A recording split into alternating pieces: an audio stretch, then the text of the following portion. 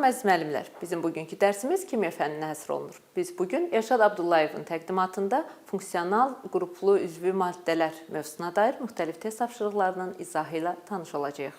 Salam Elşad müəllim. Salam, mən də sizə salamlayıram. Elşad müəllim, bu mövzu ilə bağlı müəllimlər nələrə diqqət yetirməlidirlər? Hansı nüansların nəzərdə saxlanılması daha vacibdir? Funksional qruplu üzvü maddələr üzvü kimyanın demək olar ki, yarısını, hətta yarısından çoxunu əhatə eləyir və bu mövzular demək olar ki, bütün orta məktəbin 11-ci sinifini əhatə eləyir. Bir neçə böyük funksional qruplu üzvü birləşmələr sinifləri vardır ki, onları əhatə eləyir. Burada əsasən müxtəlif reaksiyalarla tanış olurlar, maddələrin xassələri ilə tanış olurlar və onlar əsasında da müxtəlif hesablama aparırlar. Və bugünkü videomuzda biz həm asan, həm orta, həm də çətin tipli nisbətən tapşırıqlarla müəllimləri tanış eləyəcəyik. Çünki bildiyiniz kimi sertifikasiyada da imtahanlarda həm çətin, həm orta, həm də asan tapşırıqlar istifadə olunur. Təşəkkür edirəm ətraflı məlumata görə. Buyurun test tapşırıqlarının izahına keçək. Təşəkkür edirəm. Deməli, ilk tapşırığımızla tanış olaq.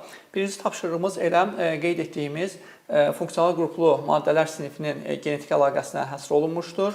Və birinci tapşırıq sxemdən göründüyü kimi alüminium karbiddən X maddəsi, X maddəsindən Y maddəsi, Y-dən Z maddəsi alınır ki, hansı ki Z maddəsinin hidrogenlə reaksiyasından A, Z maddəsinin mis-2 hidroksidlə oksidləşməsindən isə B maddəsi alınır. Sualın şərtində verilir, A və B maddələrinin qarşılıqlı təsirindən alınan birləşmənin molekulunda qeyri-polyar kovalent rabitələrin sayını müəyyən edin. Bunun üçün biz, bu tapşırığı həll etmək üçün biz əvvəlcə hər bir reaksiyanı tamamlamalıyıq, onun reaksiya tənliyini tərtib etməliyik, maddələri müəyyən etməliyik və bunun əsasında da alınan maddənin formulunu müəyyənləşdirib, onun molekulunda olan qeyri-polyar kovalent rabitələrinin sayını müəyyən etməliyik. Alüminium karbidin su ilə reaksiyasından alüminium hidroksid və metan alınır. Növbəti reaksiyada metanın parçalanmasından, 1500 dərəcə parçalanmasından asetlen alınır. Asetlenin su ilə hidratlaşmasından sirkə aldehidi, sirkə aldehidinin mis-2 hidroksidlə oksidləşməsindən sirkə turşusu, sirkə aldehidinin hidrogen ilə reduksiyasından isə etil spirti alınır. Göründüyü kimi A maddəsi etil spirti, B maddəsi isə sirkə turşusudur. A və B maddələr arasında, yəni etil spirti və sirkə turşusu arasında efirləşmə reaksiyası baş verir və bu zaman mürəkkəb efir, etil asetat efiri alınır. Etil asetat efirinin quruluşu verilmişdir və bizdən təklif olunur ki, tapaq, bu molekulda neçə qeyri-polyar kovalent rabitə var. Bildiyimiz kimi karbon hidrogen, karbon oksigen və arasında olan rabitələr polyar kovalent rabitələrdir və karbon-karbon atomları arasında olan rabitələr isə qeyri-polyardır. Bu molekulda da 2 rabitə, 1 və 2 rabitə qeyri-polyar kovalent rabitələrdir. Qeyri-polyar kovalent rabitələrin sayı 2, cavab D bəndidir. Növbəti tapşırığımızda molekulda 10 atom olan monoamin monokarbon turşusundan alınan tetrapeptid molekulundakı atomların sayını müəyyən edindir. Bunun üçün biz əvvəlcə ümumi şəkildə 4 amin turşudan tetrapeptid alınır və 3 H2O alınır, ümumi sxemini yazırıq. Və bildiyimiz kimi reaksiyaya daxil olan maddələrin atomlar sayı reaksiyadan alınan maddələrdə olan atomlar sayına bərabərdir. Amin turşu molekulunda 10 atomun olduğu bildirilir. 4-ə vurduqda bu edir 40. Alınan tetrapeptidin atom sayını bizdən soruşulur.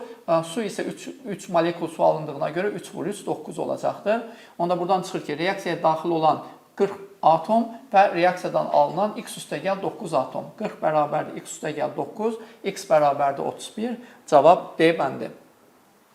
Növbəti tapşırıqla tanış olaq. Bu tapşırıq yağlar bölməsinə aiddir. Nisbi molekul kütləsi 806 olan yağın hidrolizindən eyni doymuş bir əsaslı karbon turşusu alınırsa, yağ molekulunda karbon atomlarının hibrid orbitallarının sayını müəyyən edin. Əlavə olaraq karbonun, hidrogenin və oksigenin nisbi atom kütlələri verilmişdir. Tapşırığı həll etmək üçün əvvəlcə yağ molekulunun quruluşunu yazırıq və yağ molekulunun quruluşundan göründüyü kimi biz bir əsaslı karbon turşusunun qaldığını R ilə işarə eləmişik və məsələnin şərtində qeyd olunduğu kimi eyni bir əsaslı karbon turşusu, R-ləri də eyni vermişik. 806-ya görə biz R-lərin nisbi molekul kütləsini müəyyənləşdirməliyik. Bunun üçün R radikallarından qalan kənar hissədə, digər hissədə C6H5O6 olduğunu nəzərə alırıq və bu hissənin MR-i 173 olur. 173 üstəgəl 3R 806, 3R 633, R isə 211 olur. Yəni bir R radikalının nisbi molekul kütləsi 211 olur. R radikalının doymuş bir əsaslı karbon turşusu olduğundan alkil radikalı olduğunu bilirik. CnH2+ 1, 14n plus 1 211, 14n 210 olur. N'in qiyməti bərabər olur 15-ə. Yəni bizim turşumuz palmitin turşusu, turşu radikalı isə C15, H31-dir. Aha, onda bizim aldığımız yağın quruluşu bu şəkildə olacaqdır və bizdən tələb olunur ki, bu molekulda olan hibrid karbon atomlarının hibrid orbitallarının sayını müəyyənləşdirək. Burada sp3 karbon atomları həm palmitin turşusunun qalığında olan karbon atomlardır, həm də gliserinin qalığında olan karbon atomları hamısı sp3 karbonlardır. Bunların sayı 15, 15, 15. Burada da 3 karbon atomu cəmi 48-dir. Və hər sp3 hibridləşmə halında olan karbon atomunda 4 hibrid orbitalının olduğunu nəzərə alsaq, burada sp3 hibrid halında olan karbon atomlarının hibrid orbitallarının sayı 192 olur. Turşu qalığında olan karboksil qrupundakı karbon atomları sp2 hibridləşmə halındadır və bunların sayı 3-dür. Hər sp2 karbon atomunda 3 hibrid orbitalının olduğunu nəzərə alsaq, onda sp2 hibrid orbitalların sayı 3 vurulsun 3 9 olur. Onda biz 192 ilə 9-unu toplasaq 201, cavab A bəndi. Növbəti test tapşırığımız aldehidlər bölməsinə aiddir. Tapşırıqda verilir 220 qram sirkə aldehidinə müəyyən miqdar gümüş peroksidin amoniakda məhlula əlavə edilir. Reaksiya bitdikdən sonra qarışıqda üzvü maddələrin kütləsi 268 qram olur. Sirkə aldehidinin neçə faizinin reaksiyaya daxil olduğunun tapılması təklif olunur. Əlavə olaraq karbon, hidrogen və oksigenin nisbi atom kütlələri verilir. Sirkə aldehidinin formulu CH3CHO-dur. Sirkə aldehidinin MR-i 44-ə bərabərdir və məsələnin şərtinə verilən 220 qram sirkə aldehidi 5 mola uyğun gəlir. Sirkə aldehidi məhluluna gümüş peroksidin amoniakdakı məhlulu əlavə etdikdə bu zaman gümüş güzgü reaksiyası baş verir və sirkə aldehidi sirkə turşusuna çevrilir. Və tənlikdən göründüyü kimi 1 mol sirkə aldehidindən 1 mol sirkə turşusu alınır və kütlə fərqi isə göründüyü kimi molekullarının tərkiblərinin müqayisəsi onu göstərir ki, sirkə turşusunda oksigen atomlarının sayı 1 vahid çoxdur. Yəni 1 mol sirkə turşusu ilə 1 mol sirkə aldehidinin kütlə fərqi 16-ya bərabərdir. Amma məsələnin şərtində göründüyü kimi 220 qram sirkə aldehidi 268 qram üzvü maddələr qarışığına çevrilir. Yəni fərq 48-ə bərabərdir. Onda belə bir tənasüb qururuq. Fərq 16 qram olduqda 44 qram sirkə aldehidi oksidləşir. Yəni 1 mola uyğundur. Fərq 48 qram olduqda x qram sirkə aldehidi oksidləşir. Oradan x bərabərdir 132. Bizdən isə bunu faizlə ifadə etmək təklif olunur və 220 qramın neçə faiz olduğunu müəyyənləşdirmək üçün tapırıq 132 vurulsun 100 bölünsün 220 bərabərdir 60%.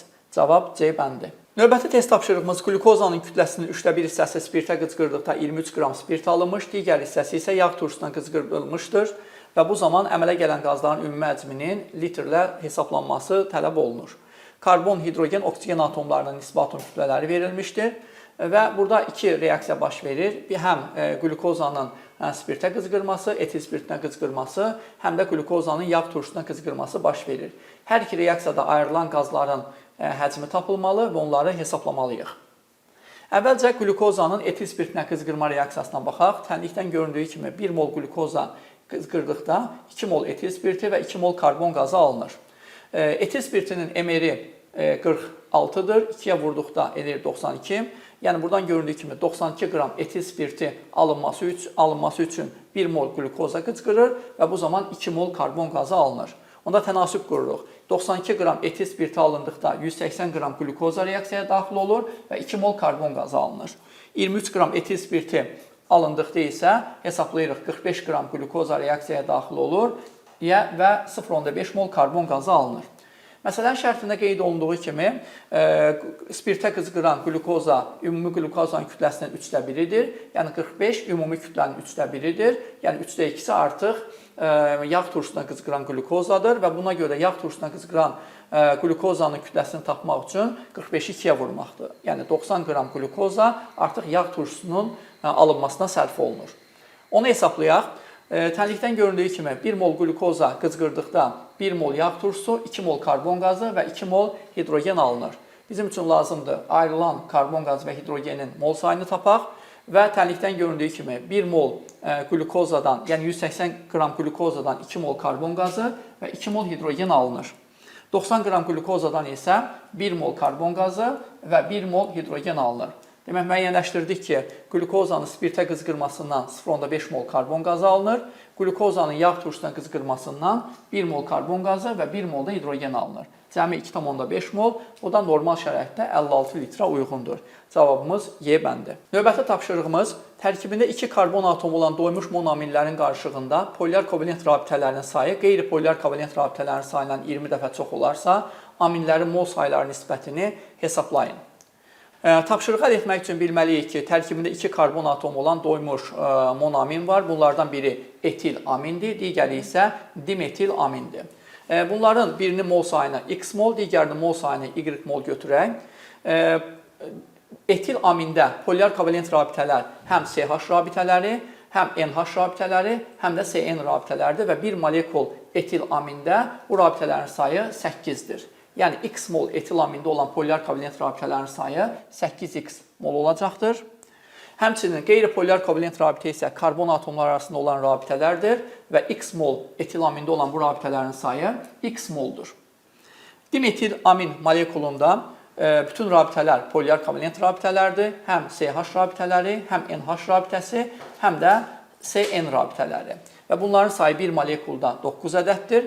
Yəni, Y mol dimetil amində polyar kovalent rabitələrin sayı 9Y moldur. Qeyri-polyar kovalent rabitələr yoxdur. Tapşırığın şərtində göstərildiyi kimi, polyar kovalent rabitələrin sayı qeyri-polyar kovalent rabitələrin sayından 20 dəfə çoxdur. Yəni, 8x üstə gəl 9y bölünsün x bərabərdir 20-yə. Yəni, 8x üstə gəl 9y bərabərdir 20x-ə, 12x bərabər 9y-ə, x-y nisbəti bərabərdir 3 bölünsün 4. Cavab C bəndi. Növbəti tapşırığımız x mol qarışqa aldehidi və y mol sirkə aldehidi suda tam həll edilir. Məhlula artıq miqdar gümüş piroksidin amoniaklı suda məhlula əlavə edilir və reaksiyalar axıra qədər gedir. X üstə gəl y bərabərdir 0,5 olarsa və reaksiya zamanı 1,6 mol gümüş alınarsa, x və y-i müəyyən edin.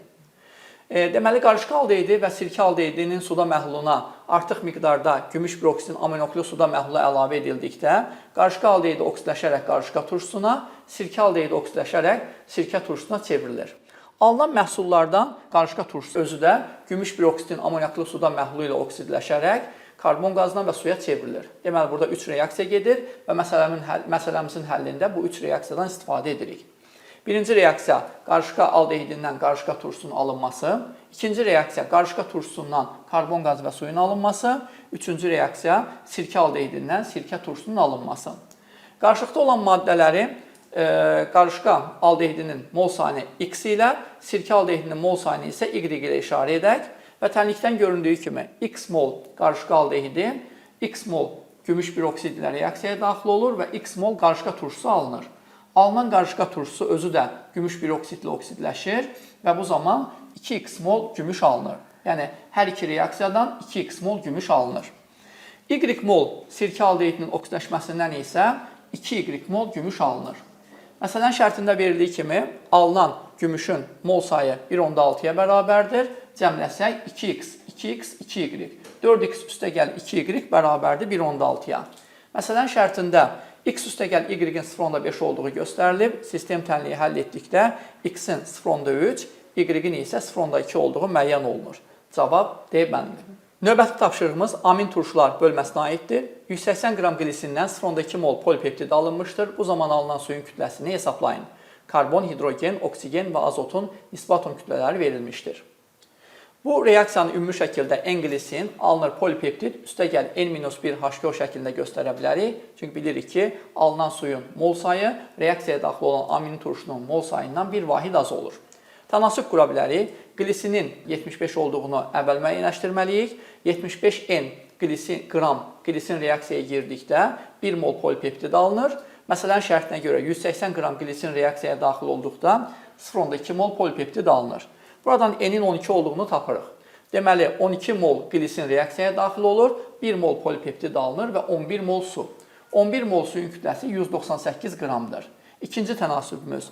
1 mol polipeptid alındıqda 198 qram su alınır, onda 0,2 mol polipeptid alındıqda əmələ gələn suyun kütləsini tapırıq. Buradan x bərabər olur 39,6-ya. Cavab A bəndi. Növbəti tapşırığımız aminlər bölməsinə aiddir. etilamin, metilamin və metandan ibarət olan 1 mol qaz qarışığının yanmasından 33,6 litr normal şəraitdə karbon qazı və 0,35 mol azot alınmışdır. İlkin qarışıqda neçə mol metilamin olmuşdur? Əlavə olaraq karbon və hidrogenin nisbi atom kütləsi verilmişdir. Məsələni həll etmək üçün əvvəlcə etilamin, metilamin və metanın yanma tənliklərini yazırıq və göründüyü kimi etilamin və metilaminin yanmasından karbon qazı, su və azot, metanın yanmasından isə sadəcə karbon qazı və su alınır. Etilamini X mol ilə, metilamini Y mol ilə, metanı isə Z mol ilə işarə eləyək və buradan göründüyü kimi artıq X mol etilaminin yanmasından 0,5 mol 0,5X azot alınır. Y mol metilaminin yanmasından da 0,5 Y mol azot alınır. Yəni 0,5X üstəgəl 0,5Y məsələn şərtində verildiyi kimi 0,35-ə bərabərdir. X üstəgəl Y bərabərdir 0,7. Buradan alırıq X-dən Y 0,7-dirsə və məsələn şərtinə görə ümumi cəmimiz 1 moldursa, metanın mol sayı 0,3 olacaqdır. 0,3 mol metanın yanmasından 0,3 mol karbon qazı alınır.